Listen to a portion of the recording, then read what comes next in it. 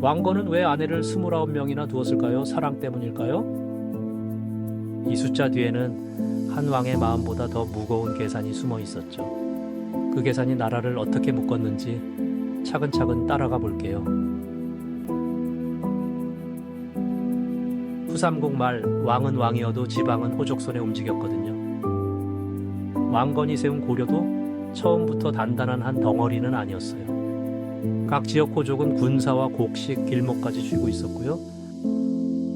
그들을 적으로 돌리면 새 나라는 매일 흔들릴 수밖에 없었죠. 왕건은 칼만 앞서지 않고 혼인이라는 끈을 잡았어요. 호족의 딸을 왕비로 맞으면 그 집안은 왕의 친척이 됐거든요.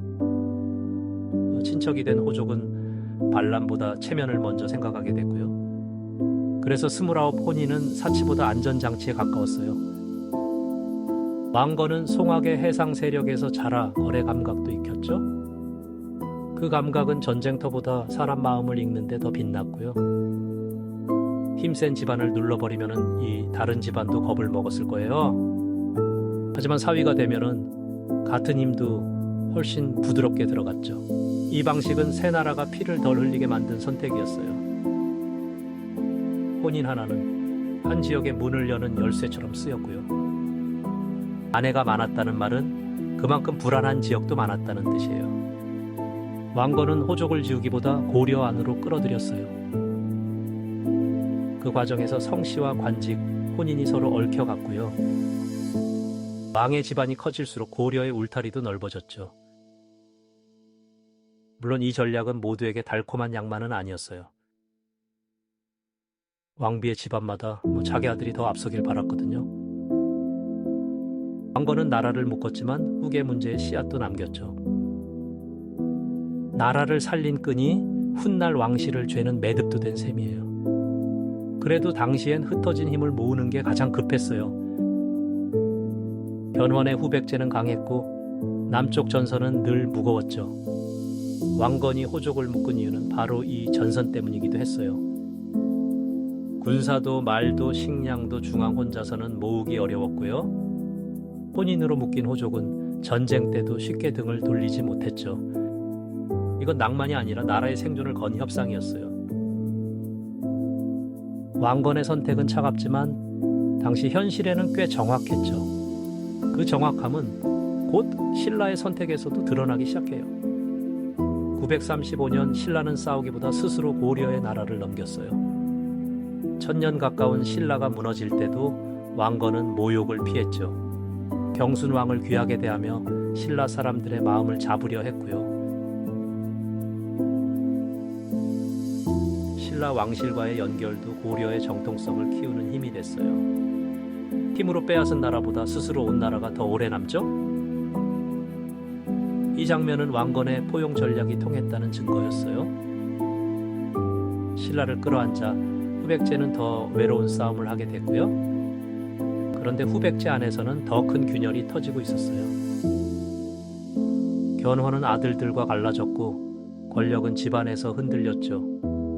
놀랍게도 견훤은 적이던 왕건에게 몸을 의탁하게 되어 어제의 적장이 찾아왔을 때 왕건은 또 모욕을 택하지 않았어요. 견훤을 받아들이는 건 후백제 내부를 흔드는 한 수였죠. 왕건은 적의 이름값까지 고려의 무기로 바꿔버렸어요.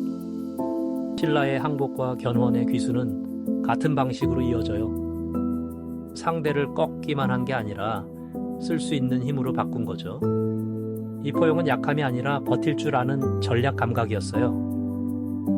한국사에서 드문 장면처럼 승자는 패자를 품어 길을 넓혔죠. 그 덕분에 마지막 전쟁은 단순한 힘겨루기만은 아니었어요.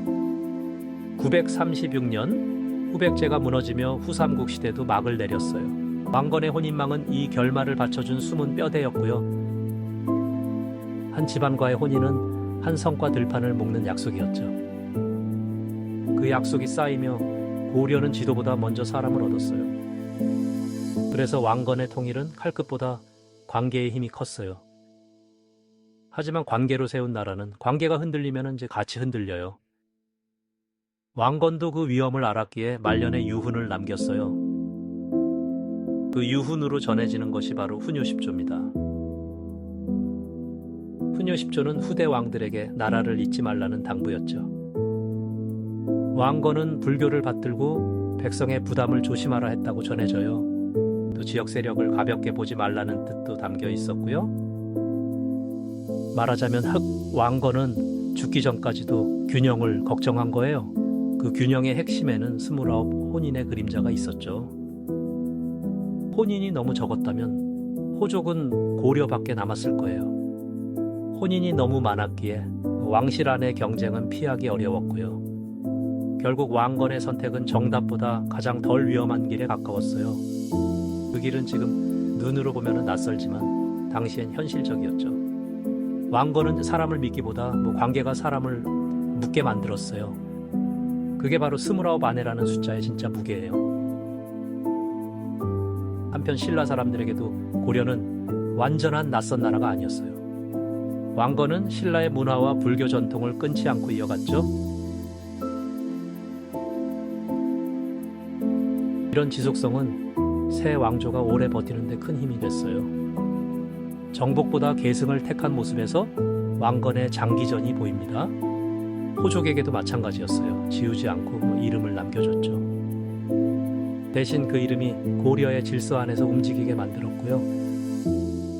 왕건의 혼인은 그래서 사적인 가족사만으로 볼 수 없어요. 그건 고려라는 집을 짓기 위한 거친 기둥 세우기였죠. 기둥이 많을수록 집은 서지만 안쪽은 복잡해졌고요. 후대 왕들은 그 복잡한 집 안에서 다시 질서를 잡아야 했어요. 왕건의 성공은 다음 세대에게 어려운 숙제도 넘긴 셈이죠. 그래도 통일의 순간만 놓고 보면은 이 방식은 강력했어요. 칼로 얻은 복종은 겁이 풀리면은 사라질 수 있거든요. 하지만 관계로 얻은 협력은 이해관계가 이어지면 오래갔죠. 왕건은 그 차이를 알았고 혼인으로 이해관계를 엮었어요. 그래서 왕건의 아내들은 지방 정치에 살아있는 달이었어요. 한 사람 뒤에는 부모, 형제와 땅, 병사가 함께 있었거든요. 왕건은 한 명과 결혼했지만 실제로는 한 지역과 손잡은 거예요. 이 사실을 알면은 29이라는 숫자가 다르게 보이죠.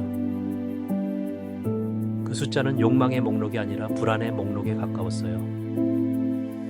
불안한 지역이 하나 줄 때마다 그 고려의 숨통은 조금 트였고요. 그 숨통이 모여 고려는 500년 왕조로 이어질 바탕을 얻었죠.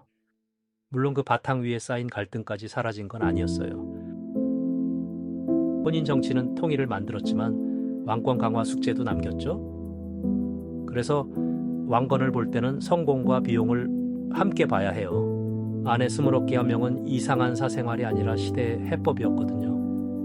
그 해법은 오늘 기준으론 불편하지만 사실은 사실대로 봐야죠. 왕건이 정말 사랑해서만 그랬다면은 설명이 너무 작아져요. 그보다 더 큰 설명은 새 나라를 어떻게 붙잡을까였어요. 왕건은 그 답을 혼인, 관직, 포용에서 찾았던 거죠. 신라를 품고 견훤을 받아들인 것도 같은 흐름이에요. 왕건에게 중요한 건 적을 없애는 게 아니라 적을 줄이는 일이었죠. 적이 줄어들수록 백성들이 겪을 전쟁도 줄었고요. 이 점에서 왕건의 인내는 고려 건국의 중요한 기술이었어요. 무조건 착해서가 아니라 오래 이기려면 참아야 했던 거예요. 가장 무서운 정치력은 이긴 뒤에 상대를 쓰는 힘일지 몰라요. 왕건의 29혼인도 바로 그 힘을 키우는 장치였고요. 혼인은 왕실 안의 일이면서 동시에 전장의 바깥 전략이었어요. 이 전략을 이해하면 왕건의 모습도 훨씬 입체적으로 보여요. 그는 전쟁의 승자였지만 협상의 승자이기도 했죠. 신라의 자진 항복은 그 협상이 만들어낸 큰 결과였어요. 견훤의 기수는 적의 중심까지 흔들린 결정적 장면이었고요.